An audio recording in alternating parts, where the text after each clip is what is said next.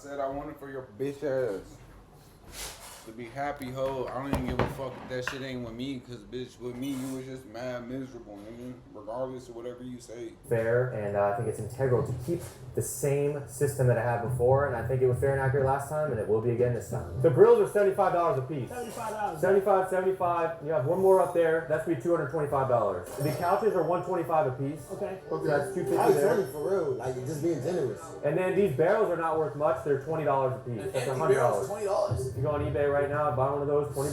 Not in that quality. All right, so that's going to be it. We have to calculate the total for that. We'll move on to the third.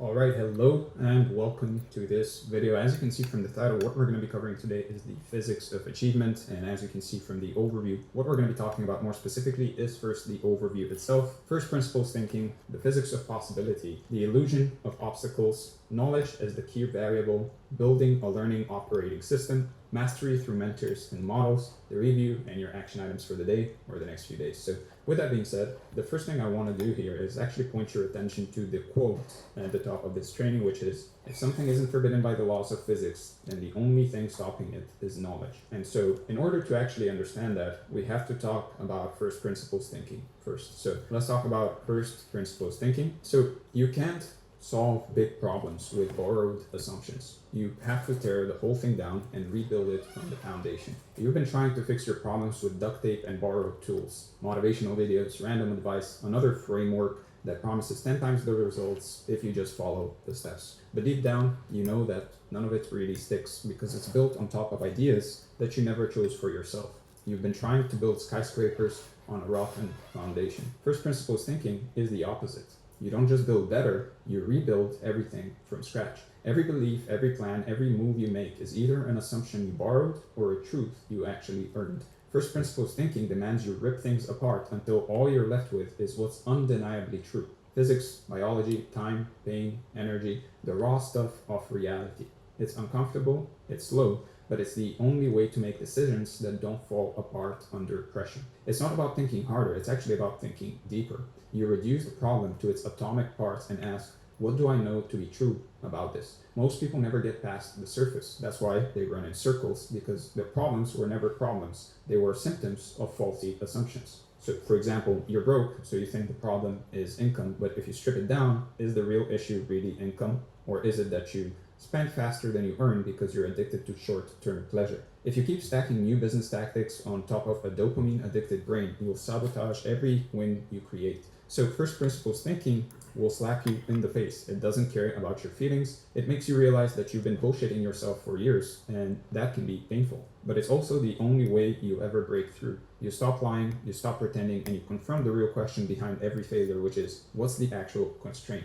Most people never question the rules they live by. They inherit their playbook from culture, parents, teachers, social media, and never stop to ask, does this even make sense? They assume they need to work 40 years to be free. They assume they're not smart enough. They assume work-life balance is an actual real thing. All of it hand-me-down mental furniture that they never picked. First principles makes you throw it out and rebuild your home.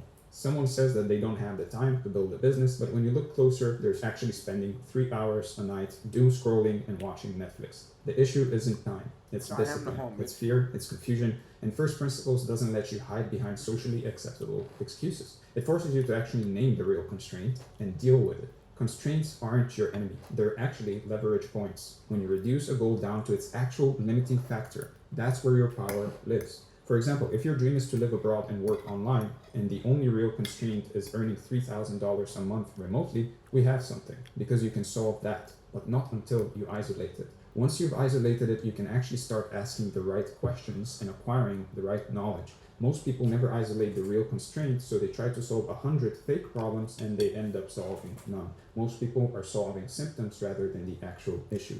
They learn marketing when they don't need it yet. They train harder when the real issue is their sleep. Noise everywhere. Here's what most people don't want to hear. If you're not living the life you want, it's not because life is unfair. It's because you haven't thought deeply enough.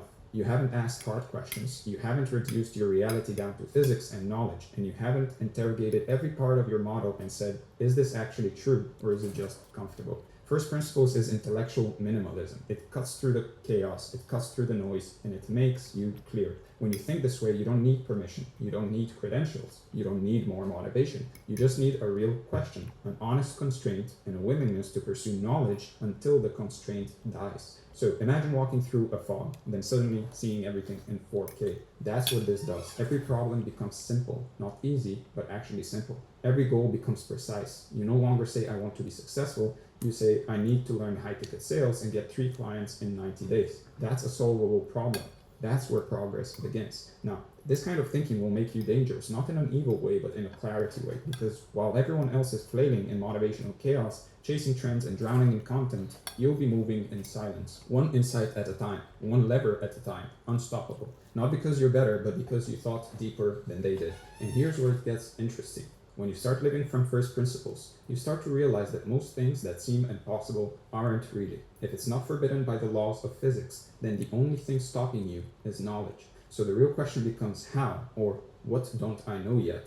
And that's where the next layer begins. So let's talk about the physics of possibility. So most people don't fail because they dream too big. They actually fail because they never ask if their dream is even real. You want to know the most freeing realization in the world? Is that physics doesn't care about your feelings, your childhood trauma, your limiting beliefs, or your hustle podcast lineup. Physics just is the only constant truth that you'll ever meet. You can lie to yourself for years, you can fake success on Instagram, but gravity doesn't care. Thermodynamics doesn't flinch. The second law is still in play, whether you're motivated or not.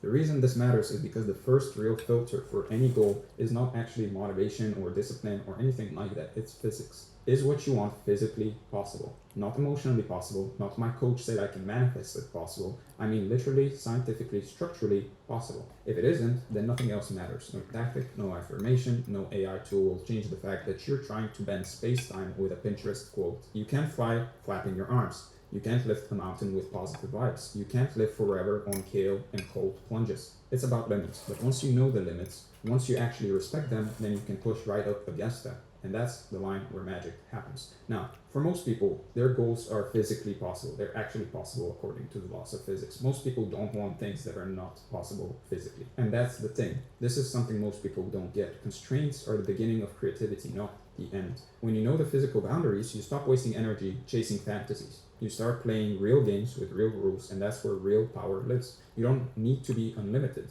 You just need to know your terrain. And everything you want, every goal, every fantasy, every version of success is built on a bedrock of physics. So you're not building your dream life on vision boards. You're building it on the principles of energy, matter, force, and time. Ignore those and your dream turns to sand. Work with them and you build cathedrals. So think for example about time. If you want to start $1 million business, but you're also working 60 hours a week and sleeping 5, that's not really